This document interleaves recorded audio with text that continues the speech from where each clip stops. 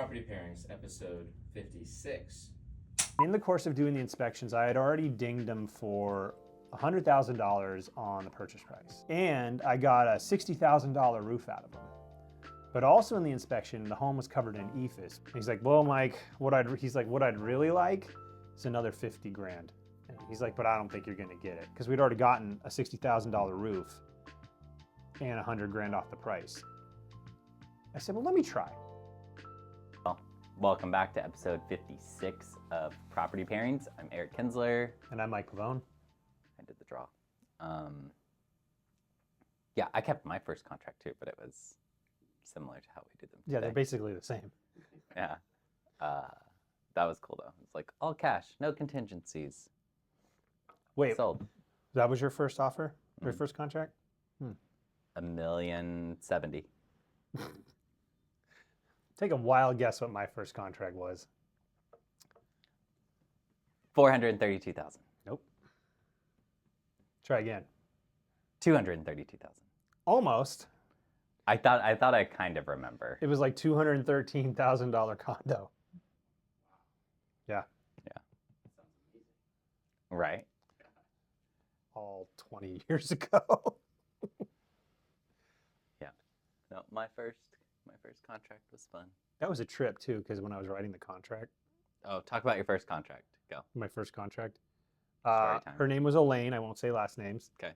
Very sweet woman. Understood my predicament that this was my first ever writing a contract. We had gone and looked at homes up in Bothell, found one, and proceeded to write the contract.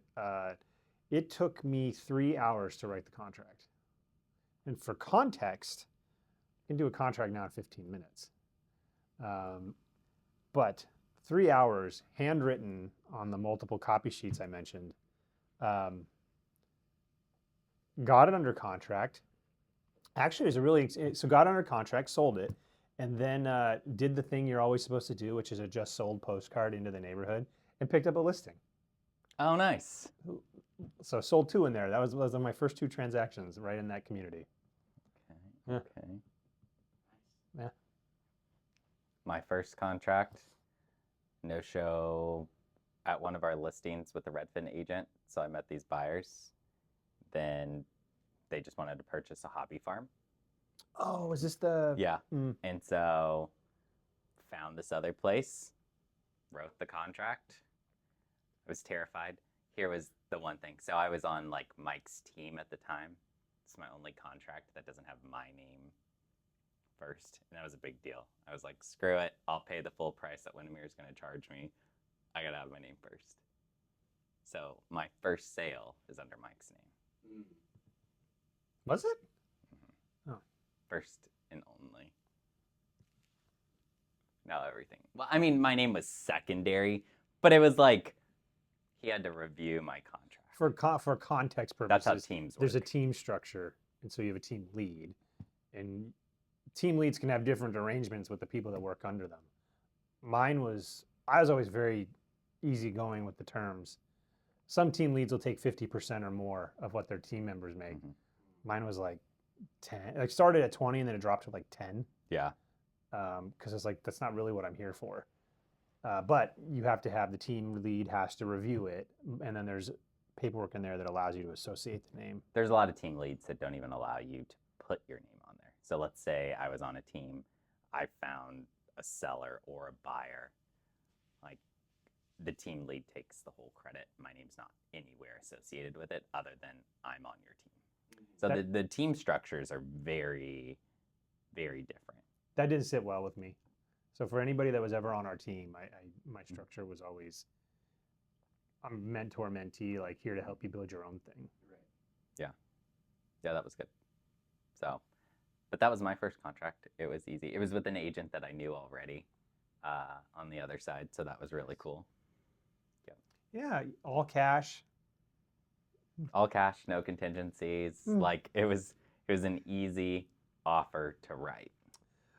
Recession, going into a recession, condo, banks don't want to lend. Yeah, let's do this. I mean, it was an easy offer to write, but it was a tough market. It was a tough market for buyers for different reasons. Yeah. Yeah. Yeah. Well, that all cash, even in that kind of a market, is very helpful. Oh, I have a fun one. What was your first like canceled or sale fail or whatever? On a listing? Yeah.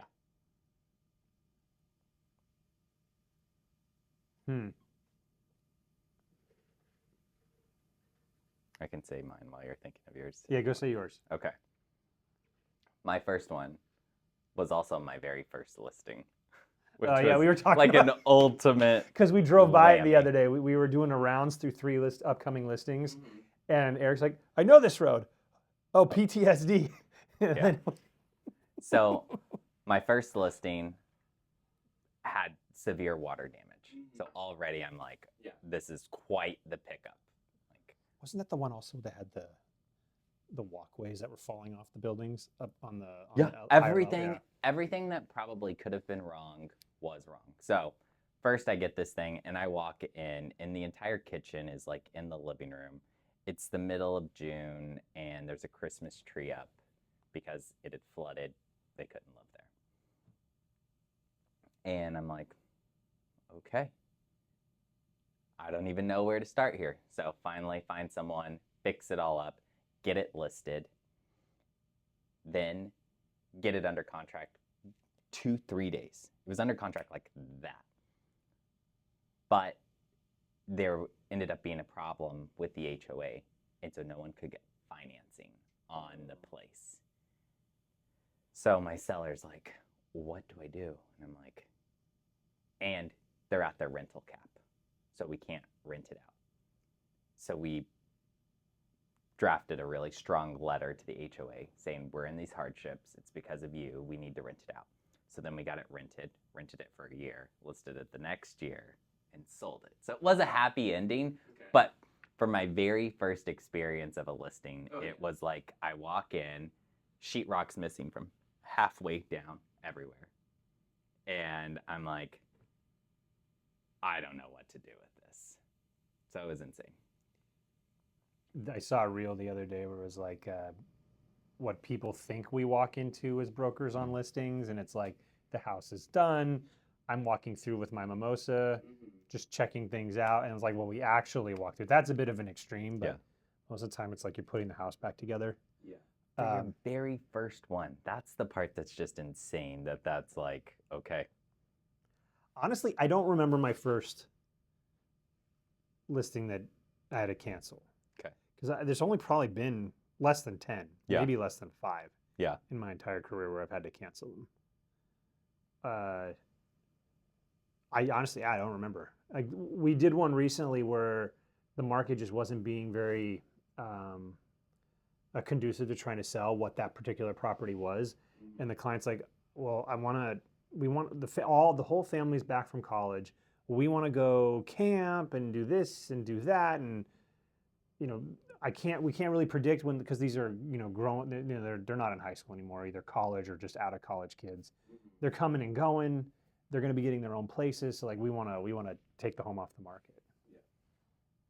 That was one recently, which was like, sure, fine. I mean, is what it is. I'm not going to tell you don't be around for your family and kids, right? But I can't remember really. Do you remember one that I've had? I mean, I remember one other one, but it was also market related and they rented it out. It was the condo, but it wasn't like a memorable. Oh, yeah. Yeah, and they wanted to try. Yeah, they wanted to try to sell again. Like typically they come back around. Yeah, I remember the one you're talking about. Yeah. So we had one listed for sale. That's the only one I can think of that since we've been working together. Like I said, maybe 5 in my entire career. That one just happened to be one where the market, they'd kind of been moving a little slowly on when they wanted to get to market. And then when they finally committed, literally the peak of the market passed right by. And their window of time to unload the property was past. And then you were moving into like August, September. And then interest rates started climbing rapidly. And then it's just been having to be rented since then. I actually really like that one. The location was pretty solid and it was a top floor unit, but you didn't have to use stairs to get there. You walked in on the main. Straight in on the main. So Yeah, yeah, it was cool. It was like this ramp to get there. And the right parking there spot was top- right out front. I know. And then there was the one undercover. Yeah. Well, that was like almost a tandem Mm-hmm. undercover. Yeah. It was a solid spot. I liked that one. Holding it open was really easy. Yeah, I'm trying to think. What are some other like failure like questions that we could? Well- Failure is the wrong word, but like What is it like? What we did I was going to ask you, like, what's one of your most strategic plays in negotiations? Because we had one this week. strategic plays. I'll give you my example. Yeah, That might give you an yeah. idea. So we had one this week where an offer was written on a property we had listed, and the offer that was written presents as cash, which was compelling. And that just basically means like there's provisioning in there that would be associated with financing, and none of that is there. And that was compelling for us to take that offer, so we did. And then realizing actually there is financing involved, I was like, okay, perfect. They're going to have to come back to me because they're going to want to need to get into the home on appraisal, and I'm not going to let them. And they waived everything, which means your $30,000 is my money now. Sure enough, I get a call from the appraiser. Hey, I need to get into the home. Is the lockbox on the home? And I said, well, I don't have a financing contingency as a part of this agreement. I know there's no lockbox there for you. Well, and so the appraiser writes back, well, that's part of underwriting. Like, we need to do an appraisal. And my reply back to the appraiser was, then you should probably have the buyer's agent call me. So the buyer's agent writes me this little email about, hey, see, you guys weren't allowing access. And as you know, the financing contingency only allows for this. And my reply back was, interesting. Yeah, I thought it was odd you didn't have one in there. The language you're referencing that would allow us to require us to participate, for the seller to comply and to grant access, is on page 2, paragraph subsection D, paragraph subsection 5, paragraph D, and I lifted the language from the addendum. This is the language you need in order for us to require us to give you access. That's not there. I said, hey, but I have a proposal for you. So then the next morning she writes me another email. I didn't even reply back, and I didn't call her back either. I just sent her my proposal, which is, I'm going to push some additional cost on your buyer because we don't want to do it, and then we'll give you access. And I got it. And those costs are less than the $30,000, so it makes sense. Your client's going to be out assume 30 that. grand, or you have them assume this cost. And as I'm talking to someone else, it's like I hear him go, "Oh shoot, that's not what he said. Oh shoot, you got the paperwork back." Yeah. And so saved my client another like $3,500, and they got their access. Yeah, that was a good one. I don't know that I've had like super strategic negotiations other than like my reverse offers. Mm. I feel like that's That's a good one, though. strategic as they've been. The reverse offer being going back to the seller writing to the buyer. Yeah. Yeah, I've talked about that one before. Yeah, no, I was trying to think if there was anything else strategy-wise I've done. Most of my stuff comes with relationships with other brokers. So even if someone else has a stronger offer, it's just like they've worked with me or they know me and they're like, this guy's going to get it to close. Let's see, I have another one. I Go. told you that one. Well, it's always market specific, right? Yeah. So when the market was heavily in the favor of the buyer, I had those clients. We must have written 4 or 5 offers on clients, on houses, and the clients would always find something that there was an objectionable item, right? So this was the one up in South Bellevue and Lakemont,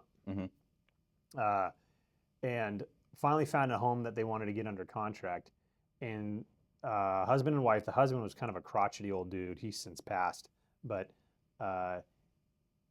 really hard to please. And find this home. We get through all the inspections, and in the course of doing the inspections, I had already dinged them for $100,000 on the purchase price. Okay. And I got a $60,000 roof out of them in the inspection. But also in the inspection, the home was covered in ephes, which looks like stucco. It's not. It's a laminated type exterior cladding, and you can get water issues behind it and not really know that it's there. And that was detected. And he's like, well, Mike, what I'd really like is another 50 grand. And he's like, but I don't think you're going to get it. Because we'd already gotten a $60,000 roof and 100 grand off the price. I said, well, let me try. So I call up the broker. I said, I need you to sign 2 pieces of paperwork. And I had the client sign a rescission. And I had my client also sign you give me 50,000 more. So I call up the broker, and her name was Susan. I'll leave it at that. Susan, here's the deal. I've got 2 pieces of paperwork for you. I said, I've got a rescission, and you're going to go back to market. And I knew they were leveraged on a house on Mercer Island, the seller was. I got a rescission, you're going to go back to market, or you're going to give me 50 grand on top of what you've already given me. She was mad. Yeah. She's like, I'll get back to you. Just let me know which one you want to send. Yeah. I can send them both. So I get a call back within a couple hours, send the 50,000. And they didn't want to talk to me ever again. Fine, that's cool. So I got the 50 grand. And it's the only time the sellers held onto the keys until 9 p.m. that night. And I had to go to Mercer Island to get them. But that's cool. I had a bottle of champagne. And when I got back to the house in Lakemont, we popped that at 9:15. That's pretty, I know. cutthroat. Oh, yeah. But I mean, It's fun when you're a buyer, because, Yeah. and especially if your buyer's not attached to the house. You always have the ability to walk away. Yeah, and it's like in the market right now, I think it'd be really fun to have some more buyers. Some more buyers who are like, yeah, let's take advantage of the market. Yeah. It's like, hey, we're willing to walk. Because for sure, I've done a couple where it's been like over 100 grand off from asking price. And just like, this is where they're drawing the line in the sand. It is what it is. Well, we had, this is probably before you because the market was different. But the story that I've told about where we wrote an offer that was here and they were there, and they're like, well, this is our offer. Well, that's a ridiculously low number. Cool. Well, we're still interested. And then 2 weeks later, they come down 50% of the way. They're like, all right, well, meet us here and we'll do the deal. I said, no. So they waited 2 more weeks. They finally came to our number. And when I got the paperwork signed around, I was talking with the brokers, like, we could have been closed if you just accepted our offer. We could have been done. He's like, yeah, I know. That's why it's a good question sometimes to ask the agent. It's just like, is this your price or the seller's price? Because then you know who you're negotiating against. Yeah. I like that Well, one. this is fun. A lot of times we run in the market, we run across situations where buyers or sellers think that they can do the job, and certainly they're entitled to do that. Have you ever had any experiences where the seller is representing themselves? And I can't remember actually if you've had or not, but have you ever experienced that? No, I've not had. Oh, yeah, actually. Yes. Yeah, I sold one at Ames Lake last year. And was there like a competitive advantage that you had, being that you're an agent doing this versus the seller who has no experience? Oh, seller was an agent. Oh, I seller thought you were was, talking. okay. Yeah. Okay. But it was still like, it is what it is. You got to do this. So we got them on inspection. We got them on the original offer with like money off of asking price, credits, whole 9 yards. Because most sellers think that their house is worth more. Because it kind of speaks back to like what we do as brokers, and it's along a spectrum of like how involved or how sophisticated of a broker you are, right? And are you doing kind of surface level stuff or do you go deeper? So the one that came to mind though had one in where Kirkland transitions to Redmond, and the seller was using one of those brokerages that just does the paperwork. Seller does all the negotiations, which is fine. I know that. So we did an inspection of the home, and there was a lot of drainage issues. Who did I call? Bodine, who's going to charge 3 times what everybody else charges, but does exceptional work. Yeah. Had them out to fix the drainage. It was like, at that time it was 15 grand, which in today's money would have been like $45,000. And it was like, yeah, we're going to need you to do that in order to keep this deal together. And the seller agreed. And I'm looking at my client like, I can't believe we just got that. know. It's gonna be $3,000. I could have done it for like $3,000. Yeah. But the seller had no idea. Yeah. So in that scenario, and I don't know if we'd include this or not, but like, do you use the guy that you know is going to quote more, but then when it comes time for you to actually schedule the work, like you can still choose whoever you want? Well, it depends. And then that difference, that delta goes to the buyer, or? Well, you could try to maybe negotiate that off the price or get it in the form of a credit, and and that's just kind of robbing Peter to pay Paul or reallocating cash instead of using cash for closing costs. You get a $15,000 credit. Cool. Now the buyer doesn't have to spend that $15,000. Yeah. I know that I can get alternative, drainage people B who can do it for half the price. Yeah. We've saved you money, and that's a totally reasonable way to approach it.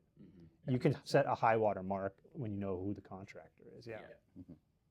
Yeah, I mean, I've had roofers quote for like, I don't know, a 40, 50-year roof, and then it's like still use that same roofer, but it's like, hey, they're not going to live there that long. Let's just do 30-year. 30-year. Yeah. And so then you still got the full price, but you get a 30-year roof. It's a reasonable negotiating tactic. Sure. Yeah. But yeah, you do try to, I would say for the most time, like we would use the same vendor that gave us the quote. We might just change the scope of work. Yeah, I mean, our vendors, they go to the mat for us on a lot of things, and their pricing is usually very competitive. Yeah. So we're like not the Mike Pavone pricing. Oh yeah, I'll tell you about that in a sec. But we do try to honor those. Like we'll get multiple quotes out there from electricians or things like that. But we either try to spread the love if they're all going to do equivalent quality of work, which is usually very high. We try to make sure that they get to do the job if they've quoted it. I was doing some numbers today though, itemizing out the budget for the gal that came to us through. We're gonna have to take photos after it's all done so we can show you what it looks like. The ChatGPT.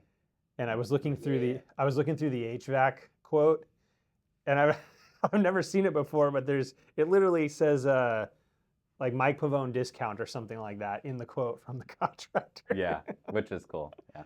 I'm not saying. I mean, I've heard them say it before. It's like, okay, we'll give you your like preferred pricing. Yeah, or and our flooring guy calls it the Mike price. Yeah.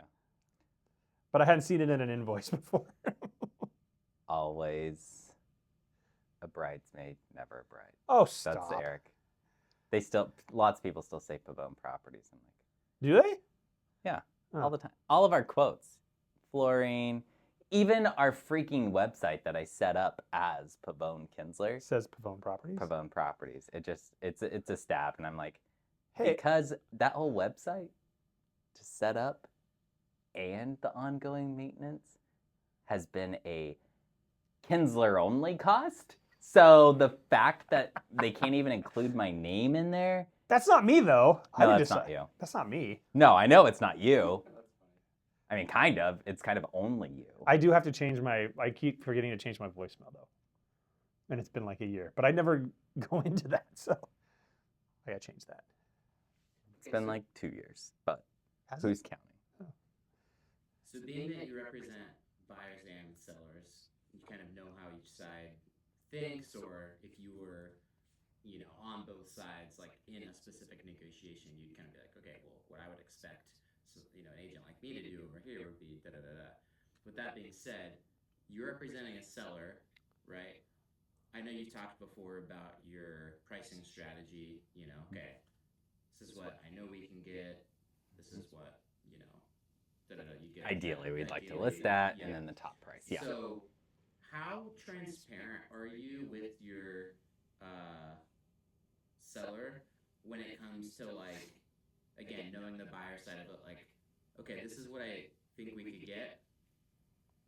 If knowing kind of what this house needs, I would also expect a buying agent to come back, maybe with X, Y, and Z.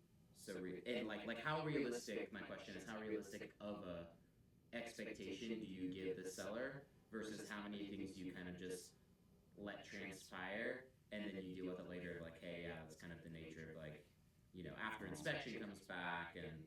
Well, we always do the pre-inspection and then So you know address some of the that stuff. big stuff that always give buyers concern. But if your question is more, so I had to write an email yesterday. I got dealing with a situation where there's multiple parties involved, Yeah.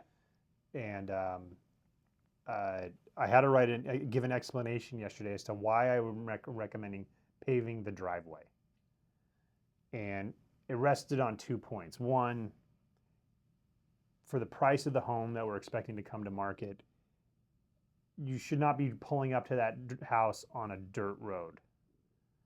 And it's a 90-foot driveway we're talking about. But the proposal is to pave it in asphalt. And for context, it's like $5,300 to do that. Okay. So the question was, well, how much value is that going to add to the value of the house by paving this driveway? And it's like, well, it's not, in the sense that it's going to reinforce the value we're asking.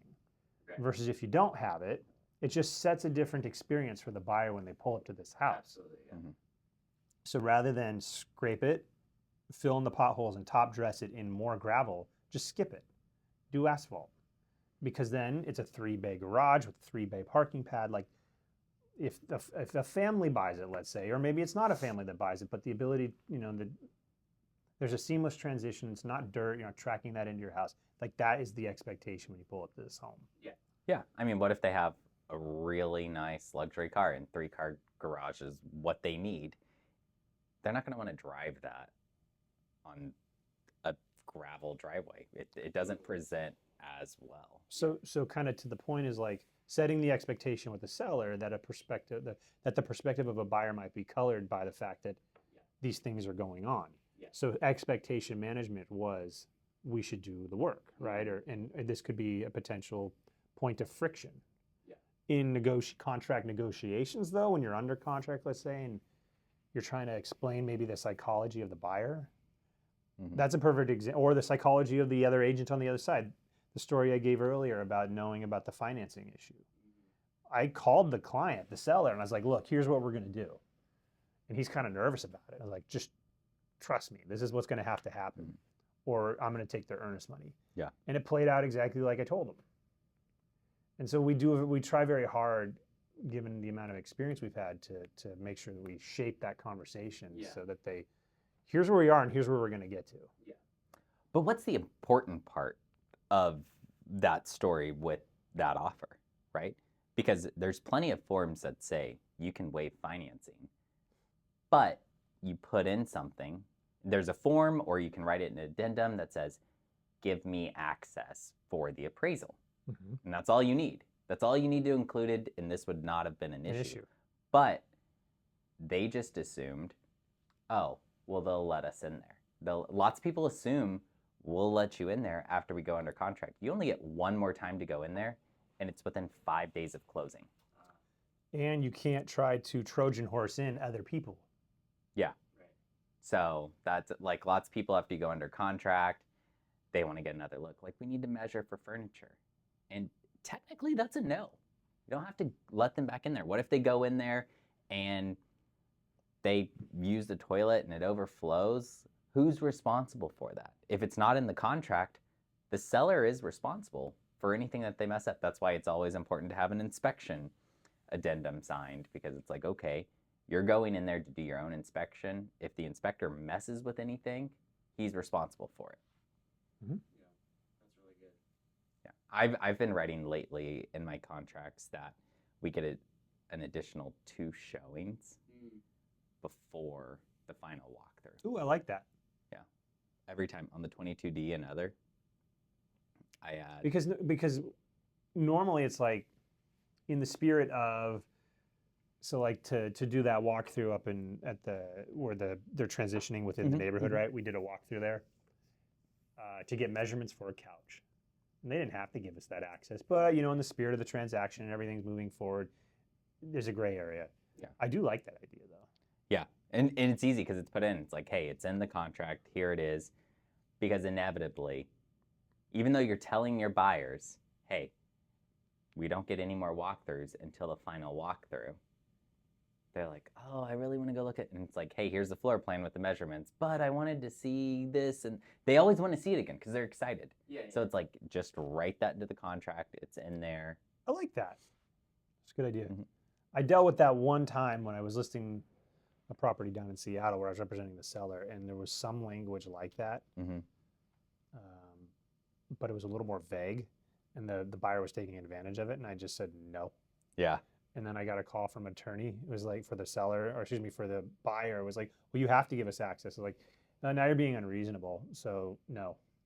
And the deal ended up closing, and they didn't get in anymore. But yeah, it was like it didn't need to go down that way. That's a good idea. If it's vacant and staged, I just say 2 additional showings. If it's owner occupied, I say with a 24 or 48 hour notice. That's So a that good way idea. it's like it's not rude either. I like So that. That's good. Yeah. But expectation management is big on our part. But there's a lot of also in the shifting market is paying attention to. Like in that example, is you knew that there was the writing. We knew that the writing was on the wall that they're going to need to get into the home, and there was an opportunity. Yeah. In recognizing those, and then making sure that the client knows that this is what the plan is. Yeah, I mean, I asked that question, but I guess there's some of it where, like, you know, I'm thinking of the story you just shared with getting the additional $50,000, right? Mhm. I'm thinking from like the buyer side. If I'm talking to my agent of like, gosh, like what, you know, like more, right? But I guess maybe depending on the market, if it is just such a buyer's market where you're able to just be aggressive for your buyer, there's maybe not anything from a seller agent perspective that you could do to, like, if you've already done everything to prep your client on the seller side for like these things that could come up, it just so happened to be that, you know, maybe you have them on the back foot, so you're able to be like, okay, let's see what else. Well, yeah, But that doesn't really come down to like unexpected costs kind of. that you could prep your buyer for, or Kind of. I mean, Or even short though we have inspections done on our property beforehand, it's not like offers are flowing in. Yeah. So a buyer could come in and they could be like, "Hey, we want to do an inspection," and we have to try to overcome the costs that we can up front. It's like, "Hey, and you already saw ours,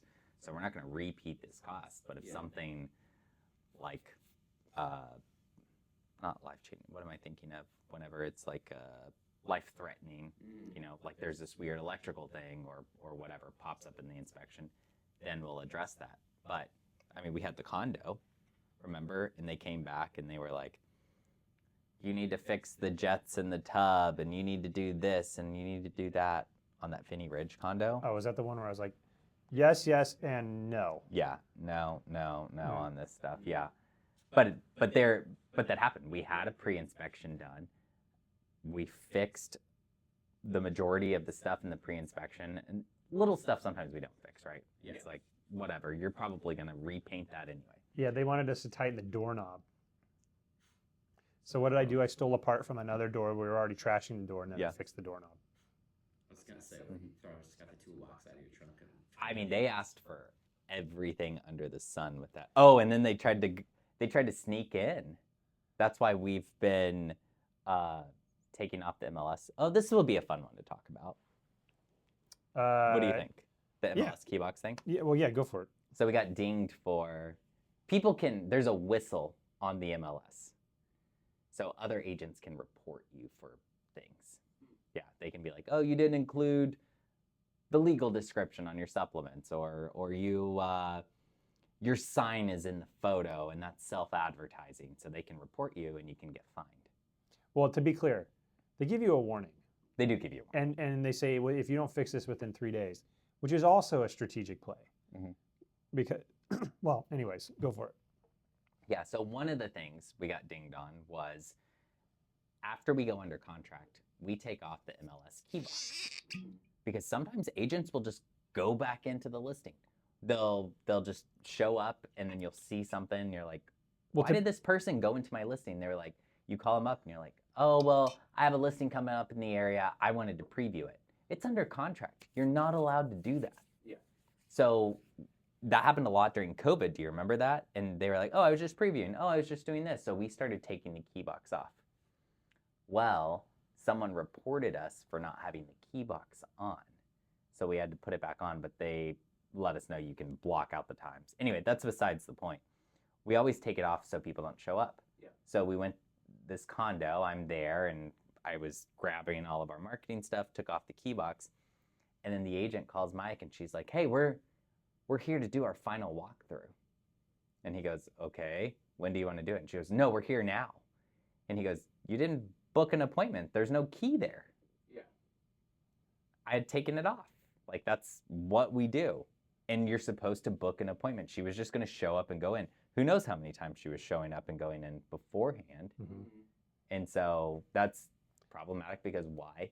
They could mess something up in there, not tell us, and then here we are, our sellers have to replace hardwood floors. Or Well, and something. in that case too, is like that one had more contingencies on the part of the buyer, Mm. and you're just inviting the opportunity for them, potentially to try to poke a hole in something in contract, let's say. So my response to her was, well, that kind of sounds like a you problem, not a me problem. Like, we can help you with that, but need a little more notice than 5 minutes. Yeah. Yeah. Um, Well, she was there. She realized the key box wasn't there anymore. She never booked anything. Yeah. Just gonna go in and show it. Not And an then she email, starts not a trying text to message. Put And then it was stuff our on- fault. on you guys, but then really all she's worried about is this makes me look bad to my client Yeah, when it's her fault. exactly. which is always something that some people want to avoid, is looking bad in front of the client. I mean, to the point, it's like there's a big chunk of like expectation management and controlling the narrative. I think is a big thing for us. Mm-hmm. So when it comes to something like that, it's a strategic play too. In that case, or in the one we just had, like, it's going to take them 3 days to find me, and the fine is $50. And yeah, I'll put a key box back on, but in that time, your clock's still ticking. Yeah. Mine's not. Yeah. So Mm. we leverage that. Something fun that I really want to talk about Mm-hmm. is we had 5 Ames Lake clients that we closed on Tuesday, all on waterfront. Wow. So we had some waterfront land. We had waterfront land. I represented the sellers. Mike represented the buyers. Both super happy. Everything worked out great. We had a waterfront cabin that was off market where we represented the buyers. Super happy. Awesome cabin. Really wish I could have bought it. Yeah, that was cool. We had another waterfront property that closed. It was the owners of the cabin who bought that one. And then we had a rental out there closed. All waterfront. So it was just like all on the same day too. Well, didn't we which was close real- the golf one too on Friday last week? Yes, and the golf one. This week. This week? Golf one. Up north? Yeah. Yeah, no, that was all on everything was on Tuesday. So all of those Ames Lake ones, plus the golf course one.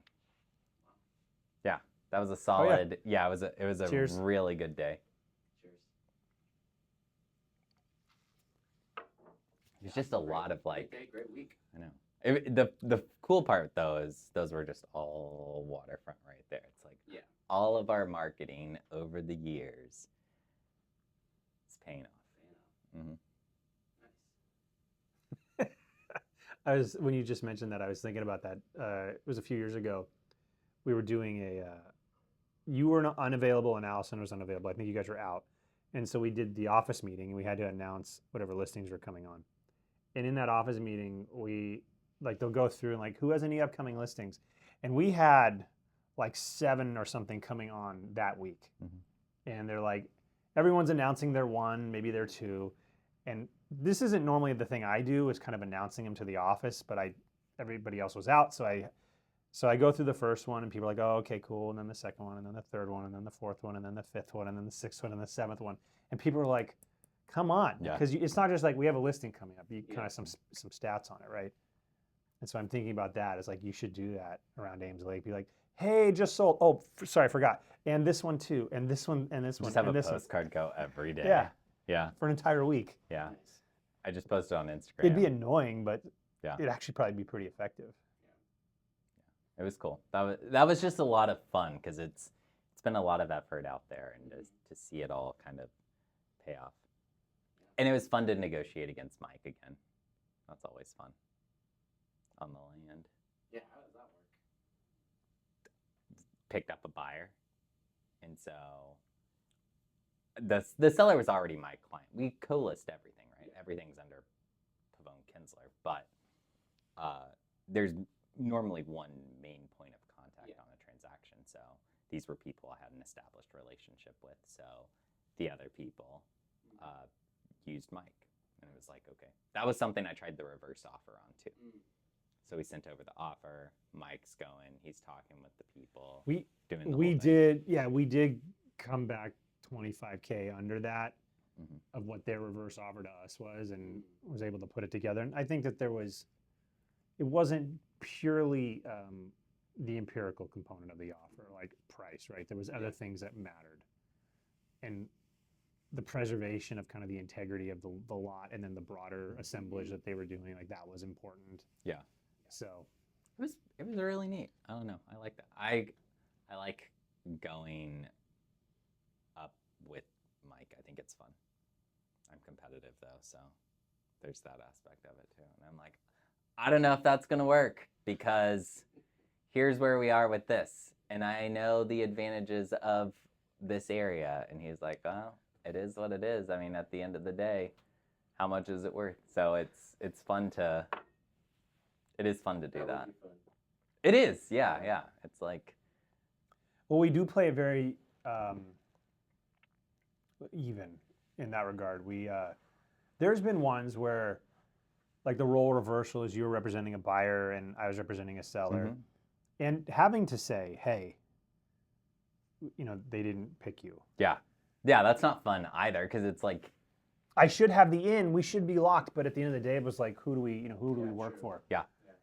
You work for the seller, I work for the buyer. The buyer's only willing to go here, and the seller's got another offer. Like, obviously, you're not going to get it. Yeah, that part's not fun. But it's not you or I. The seller makes the final decision. Totally, Yeah, I don't have a lot of feelings about that kind of stuff. And all right, well, thank you for joining us here on episode 56 of Property Pairings. That's Theodore. That's Simon. And I'm Alvin.